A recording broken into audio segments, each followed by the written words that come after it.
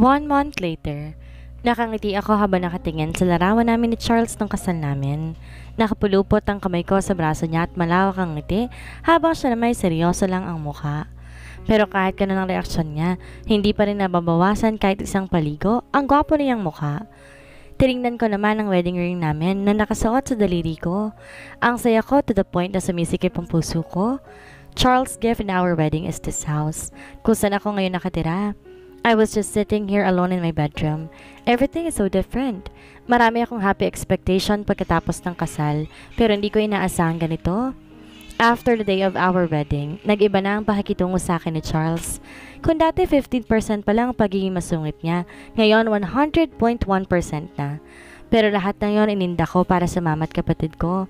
Ang binabayad sa akin ni Chloe bilang sahod at ang sahod ko sa pagiging model, tinipon ko para makabili ng lupa at pinagawan ko sila ng bahay sa probinsya namin. Kaya minsan na lang kami kung magkita ng mama ko. Nakapagpatayo rin ako ng flower shop kung saan ang probinsya namin. Isang kaibigan ko ang namamahala doon. And for Juliet, hanggang ngayon, comatose pa rin siya. Pinagdasal ko nga na sana gumaling na siya para makasama ko na si mama at ang kapatid ko. Masyado nang matagal ang isang buwan para sa pagpapanggap ko. Bawat araw mas darang lumalaki ang kasalanan ko at guilty na rin sa panloloko ng tao. Pumunta ako sa kusina at saka nagluto ng pananghalian. Katatapos ko lang maglaba at maglinis ng bahay kaya ipagluluto ko naman si Charles ng pananghalian kahit walang kasiguruhan kung uuwi nga ba siya. Mas mabuti na yung handa kaysa magalit na naman siya sa akin dahil walang makain. Nagulat ako na may tumigil na kotse sa harap ng bahay. Hindi naman siguro si Charles to dahil minsan lang naman siyang umuwi ng bahay tuwing tanghalian. Pero nagulat ako na makita na siya ngayon. Hinihilot niya ang kanyang sentido nang pumasok siya sa bahay. Umupo to sa couch at tinanggal ang kanyang sapatos. Napansin siguro niyang may nakatingin sa kanya kahit masama siyang tumingin sa akin. Ano pang hinihintay mo dyan? Paghandaan mo ako ng pagkain. Sigaw nito kaya napakurap-kurap ako. Marahan akong umitit saka kinagat ang labi. Hindi ko alam na uuwi ka pala kaya hindi ako nakapagluto ng pagkain. Mahina akong tugon pero nagulat ako nang biglang may lumipad na magazine sa pwesto ko. Buti na lang di ako natamaan. Kinabahan akong bigla at nanginig ang kamay ko na tinago ko rin lang sa likod ko para hindi niya makita. Natatakot ako. Ano? Wala ka bang utak ha? Alam mong may asawa ka na pero napaka-irresponsable mo. Ngayon, anong kakainin ko ha? Shit this life. Palibhasa na sanay ka sa inyo na feeling prinsesa. Sigaw nito at muling sinuot ang kanyang sapatos. Padabog tong naglakad sa pinto kaya sumunod ako sa kanya at tinawakan ang braso niya. Magluluto na lang muna ako. Sandali lang yun. Masama niyang tinignan ang kamay kong nakahawak sa braso niya sabay lipat ng tingin sa akin. Let go of me. Mahinahon itong sabi. Umiti naman ako at saka mas lalong hinigpitan ng pagkakahawak sa braso niya. Ipagluluto pa kita, Charles. Tara! Nakangiti ko pa ring usal sa kahinilang braso niya para pigilan siya sa kanyang pag-alis. Pero nagulat ako sa sunod niyang ginawa. Malakas niyang winaklit ang kanyang braso kaya't nawalan ako ng balanse. Napaupo sa sahig. Gusto ko nang umiyak sa mga oras na yon pero pinigilan ko. Charles!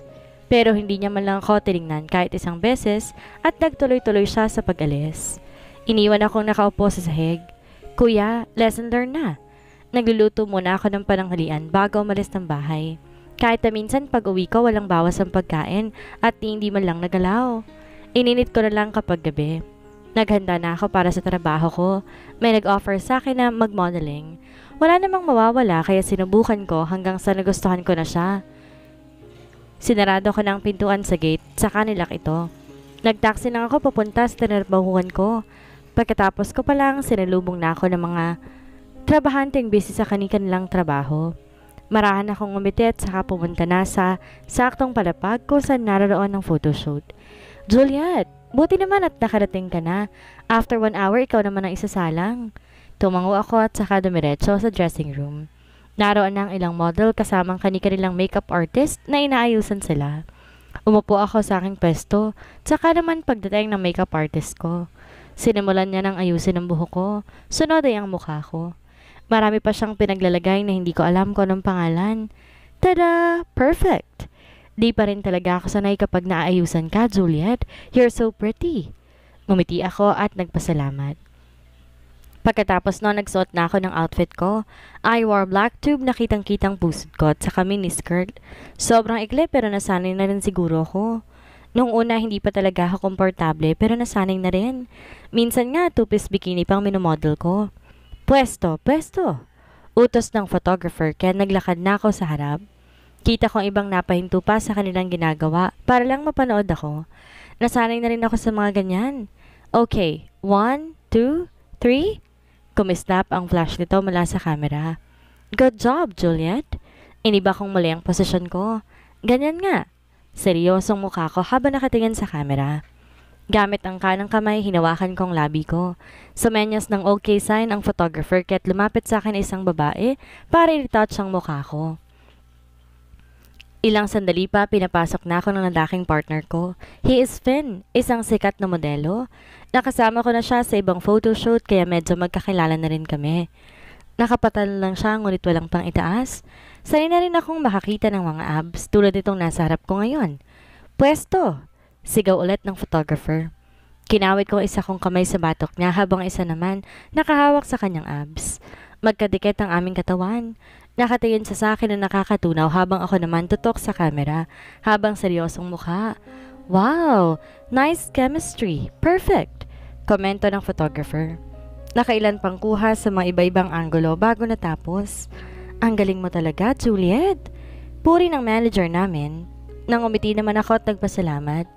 Nagpaalam na ako sa mga kilala ko bago umuwi. Napatingin ako sa relo, 10:00 na pala. Sigurado wala pa si Charles sa mga oras na yan. Madalas kasi madaling araw na siya kung umuwi. Minsan hindi. Nang makababa na ako sa taxi, napatingin ako sa bahay. Bukas na ang lahat ng ilaw at nakabukas pa ang gate. Nagulat ako na may marinig na nababasag sa loob, kaya patakbo akong pumasok. Nakita ko si Charles na pinagahagis ang mga gamit. Halatang lasing to dahil pagewang-gewang siya sa paglalakad. Na makita niya akong pumasok, patakbo tong lumapit sa akin. The rage in his eyes is so hard to handle.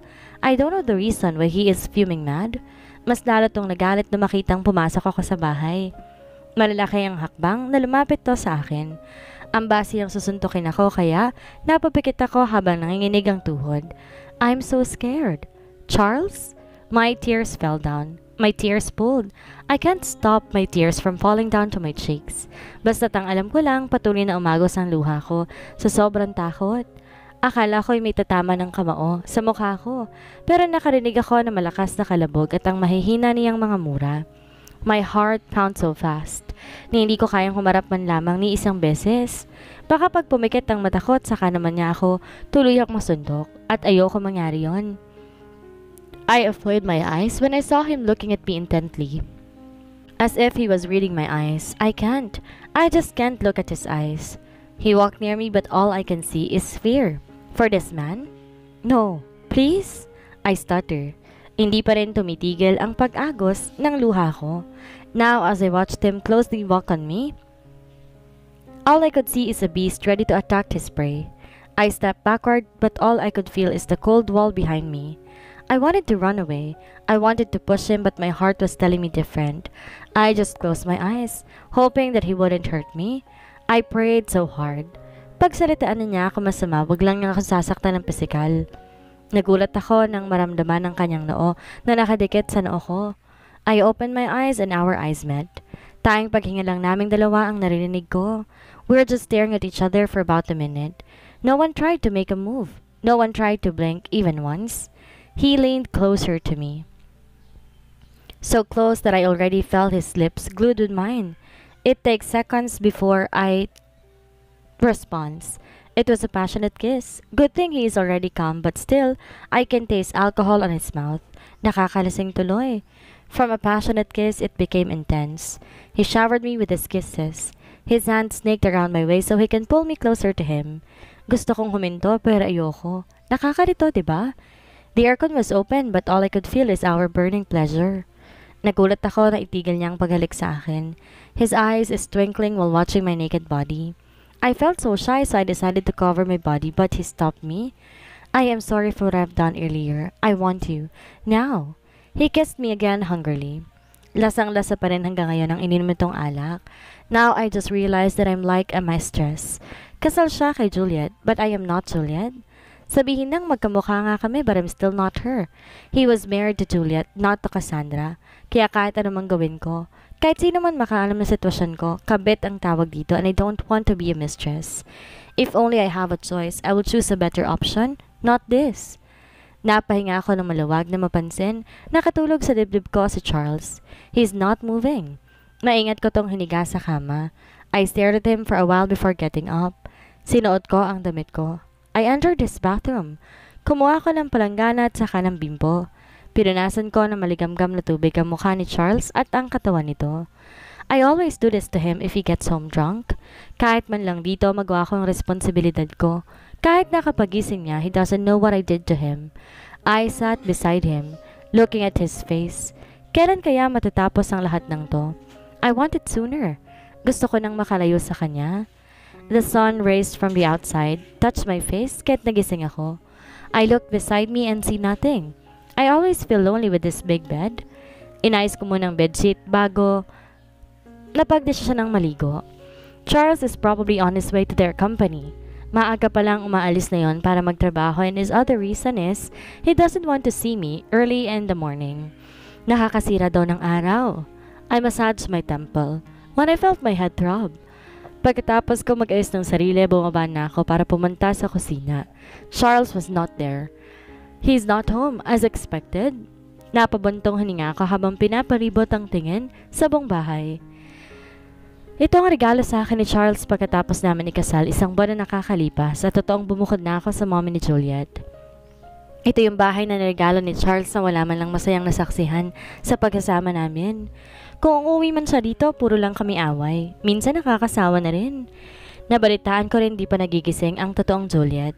Bago ako natutulog, lagi kong binihiling na sana gumising na si Juliet para hindi na ako maburyo sa buhay na to.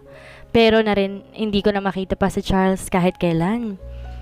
Nagluluto ako ng breakfast nang bigla na lang may nag-doorbell sa labas. Pinatay ko muna ang stove tsaka naglakad papalapit sa double door. Siguradong hindi si Charles yan dahil di naman yun mahilig mag-doorbell. Sumulubong sa akin ang hindi pamilyar na babae. She has a fair skin, pointed nose, and an innocent face. All in all, she's pretty, and but the question here is, who the heck is she? Ano yun? I asked her. She looked at me from head to foot before she gave a smile. A fake smile to be exact. Is this Charles' house? Tanong nito. Tumango naman ako bilang tugon that make her smile. You see, I'm from US, and he asked me to stay in this house since I'm his girlfriend. So he let me stay here. I think you're a maid. Can you please bring my luggage here? I'm really so tired. I want to sleep all day. Napunta yata sa ulo ang lahat ng dugo ko. When she asked me to bring her luggage here at pinagkamalan pa niya talaga akong katulong, no? Excuse me, miss. I think you made a mistake here. I am not a maid. I am his wife. She looked at me like I'm some kind of a geek. She smirked and pushed me before entering our house. She's in the verge of laughing but she just stopped it. Dream on, she whispered. Pero rinig ko naman. Anyway, where is his room? I mean, our room? I want to stay in his room with him. Nang uuyam na sabi niya habang nakangisi. Binubura ko na yung sinabi kong mukha siyang inosente. Isa pa na tong plastic na ahas. You didn't hear what I said? I smirked. I am his wife, kaya kung may respeto ka pa sa sarili mo, you may leave from this house and never come back. I continued. She raised her right hand to slap me, but before it landed on my face, the door opened widely. I saw how his hard and cold expression changed when he saw the girl beside me, as if he was so happy that he did not even notice me. Diane? She smiled sweetly at him before closing the space between them.